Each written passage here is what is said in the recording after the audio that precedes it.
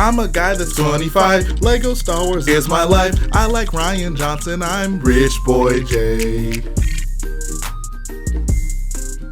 Hello boyos, Rich Boy J here back with another video, and I have something pretty awesome to share with you guys today. I think any Lego Star Wars fans will appreciate this on some level. I found a website of a guy who basically was building Lego Star Wars MOCs in 1996. Yes, Lego Star Wars MOCs in 1996. That's 3 years before Lego even made a single Lego Star Wars set. This is so cool because he basically recreated the entire original trilogy using photos. He basically just took a catalog of 60 photos made from his own Lego creations to retell those stories. And there's some pretty awesome things here. I think one of the most interesting things about this series is some of the solutions he had to take to build things in Lego that didn't necessarily exist before. Some of the creative ways he had to get around the fact that there didn't exist any Star Wars minifigures. So I really wanted to show you guys this today. The website is going to be in the description. I won't show you all of this. I will leave some surprises, but I will show you some of the parts that stuck out the most to me. Before we get into it, I do want to quickly show you his explanation page. This basically just goes over kind of what he was thinking of. Yeah, he says it basically completed in 1996. He spent around 2,500 hours working on this, and I think it'll be very apparent that he put a lot of effort into this once we get through the pictures. And also his name is Maestro S. Fujita, so shout out to him for doing this. I thought this was such a fun thing to look through, and I'm really excited to show this to you guys today. So we're gonna start off with A New Hope. He has little title picture, Lego Star Wars Episode 4. One of the things that's kind of cool about this is the Rebel Fleet Troopers here. This was actually pretty, I got a kick out of this just because back in the day, before Lego made the first Rebel Fleet Trooper, this was the solution that most people took. They were using these firefighter helmets in white. If I think back to me being a kid, thinking about what I felt Rebel Fleet Troopers looked like, this was it. So it's kind of funny seeing that he implemented that white firefighter helmet here in his build. And you can see he has Vader coming in. All the rebels are pretty much dead by this point. The stormtroopers are just rocking the solid white motorcycle helmet with the black visor, which is probably the most straightforward approach you could take to creating a Lego stormtrooper in the pre-Lego Star Wars era. You get a somewhat of a glimpse of Darth Vader in the back. He's sporting one of the castle helmets, the black castle helmet. I think it's like a black Tron torso, and he probably just has a solid black face. So pretty interesting take on Vader. We got Leia and R2 here. R2, like, that is just hilarious, man. It's so weird to think of how many specialized pieces we got for Star Wars sets and minifigures, and it becomes really apparent here in this series when you see what things would have looked like before that. And this is R2 and C-3PO in the escape pod. If we go over to the next page I wanted to show you guys, there's some pretty cool stuff here. I really wanted to focus on this Falcon because he built a giant Falcon for this series, which is incredible. Like, I'm pretty sure this is UCS Falcon size, but it's completely a MOC, so that's pretty awesome in itself. But the one picture I wanted to focus in on here was the main cast here. So over to the right, you have Han Solo. He has the communications device on his head. You have old Ben sitting right next to him, sporting the white mustache. You have Luke with the classic Lego hair, which is, funnily enough, a good choice for Luke, because that's the first hairpiece. I guess that's not the first hairpiece. That is a hairpiece that they've used for Luke for his episode 4 version. Obviously, it was in tan to represent his blonde hair, but clearly he was on the same thought process that Lego was on at some point. And then the solution to Chewbacca, I think, is just so humorous. Like, I guess Chewbacca has to have a face, so what are you gonna do? You just give him a minifig face, but he's using like the brown Forest Man hood, brown shoulder pads from one of the soldiers, and just a solid brown torso. When I first looked at this, I was like, who is this supposed to be? And I'm like, oh, that's Chewbacca. That is hilarious. I love what he tried to do there. In this selection of pictures, we have basically the heroes going through the Death Star, and this is one of the pictures I really want to show you. So obviously the picture quality is not great here. These are photos taken in 1996 by some guy in his home, but this is his Millennium Falcon. this thing looks huge. Like, you can see the stormtroopers down here, how they scale to this huge Millennium Falcon. Like, this is just such an amazing feat. Like, the UCS Falcon in itself was a big deal, especially because of its size whenever that came out, and the fact that this guy recreated one at such a large scale, completely custom, no Lego Star Wars pieces, sets to speak of, that is just amazing. I really love that he did that. And if we scroll further down, we have the fight between Obi-Wan Kenobi and Darth Vader here. I love that he put some black 1x1 plates under Vader's feet to make him a little bit taller. And the solution to lightsaber here are also pretty clever. They're basically just holding these bar pieces with the anti-studs on the ends in blue and red. The final page from A New Hope I wanted to show you guys is this. I really wanted to show you just his Rebel hanger, because this is actually pretty sweet. It's kind of unfortunate. I don't know if there's a close-up of any of these vehicles, but I have to say, for 1996, that's a pretty sweet looking Y-Wing, I have to admit.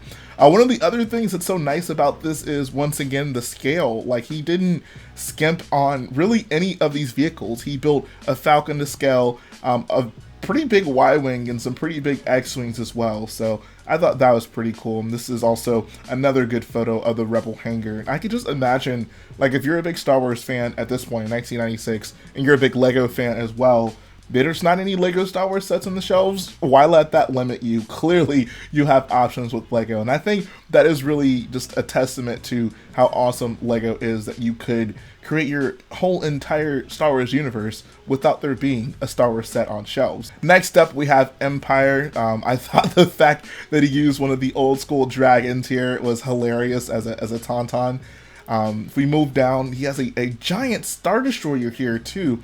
I wish there were more pictures of this. Unfortunately, because of, I'm sure the technological limitations at the time, I don't think there are any great pictures of this custom Star Destroyer that he built. But this thing looks huge, and it actually looks very good. Like, the shape of it is pretty spot on. Like, kudos to him for figuring that out. The Star Destroyer bridge also looks really nice. I love how he used those hinge bricks to represent the triangular windows here, and you can even see a bit of that Star Destroyer in the background. Like, that is incredible. Here we have the Battle of Hoth, and he uses perspective here pretty well. So he has a custom snowspeeder flying and some mini AT-AT walkers in the back. Here he has the snowspeeder crashed, and it's actually, once again, a pretty good looking snowspeeder. Like, all these vehicles for the time are pretty top notch. We have Luke ascending to the AT-AT, and then the AT-AT crashed here in the snow. I also love this shot at the bottom. It's General Veers with some AT-AT pilots in front of him. And I love that he's using the Ghost for, I guess that's supposed to be a snowtrooper. Yeah, it's supposed to be a snowtrooper over there. That is just hilarious. Like, oh my god. And I thought this was a really good shot of, I guess, the interior of Echo Base, using all these white bar pieces basically upside down.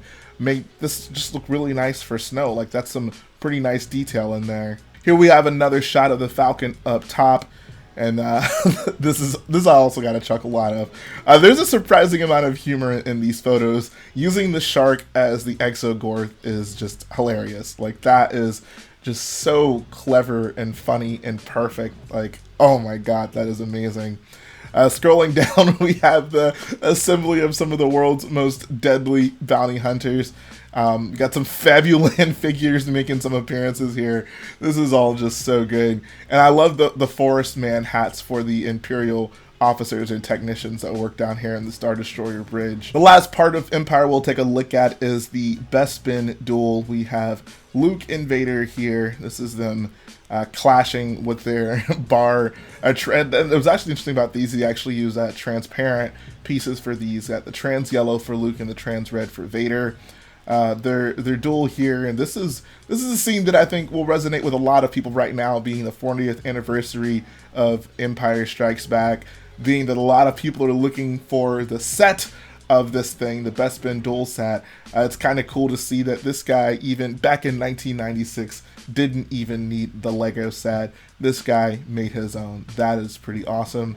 And then we have Luke falling, and another scene from the inside of Cloud City. Once again, that solution to Chewie is just so humorous to me. Got R2 working on the door, and of course Leia also shooting out. And also, I do want to point out, that's pretty good solution to the guns. I think the megaphone pieces probably almost definitely existed at this point.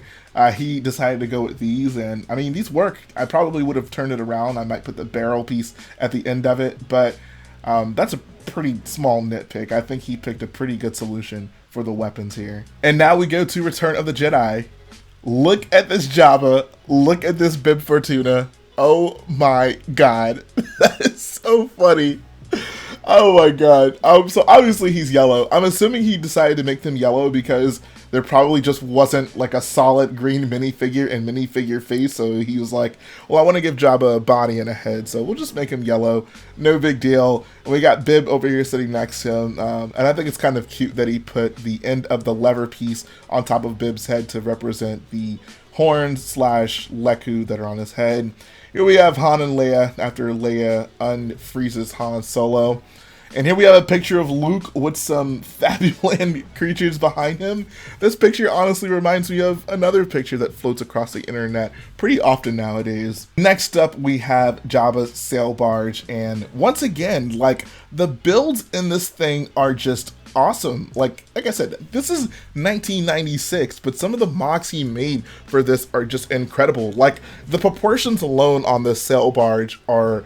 like, I'd put the proportions of the sail barge alone up there with any mock today. Like, he really just knocked it out of the park with this. I also think using those sail pieces from the pirate ships for the sails on the sail barge also looked really good. Here we have a picture of one of the desert skiffs, and which is just an awesome build. I love the use of those dragon wing pieces on the ends for the sails on the skiff, and it's kind of hard to get a good look of everything that's going on here. But you can see there's just tons of wacky characters hanging around. I'm assuming maybe this blue guy with the red visor and antenna is Boba Fett. That's going to be my guess. We even have Chewie aboard, and of course Luke Skywalker with his lightsaber. This is Luke scaling the sail barge. Slave Leia also looks really cool here. She's using the Islander body. I think that's what that is. Just so many cool, awesome things in this collection. And then here we have Luke meeting Yoda. So he did actually have to customize a few figures for this, which is totally understandable. He clearly didn't rely on doing custom stuff too much. Like, I'd say most of this is pretty true to the spirit of Lego, but obviously Yoda here, like, how the heck are you gonna recreate him? He made a custom version of Yoda, I guess, painted the minifig headpiece, added the earpieces onto it, and it actually looks pretty good. And here we have the Ewok village. Once again, just a hilarious solution to Ewoks here. I love these lever base pieces as the ears on the Forest Men hoods. Got C-3PO as the yellow classic spaceman. Like, that is just so funny to me. I think this technique he's using for one of the huts with just all these spear pieces connected also looks really good. Like, that's a very nice looking technique. Like, good job, man. Here we have the Emperor's arrival to the Death Star 2.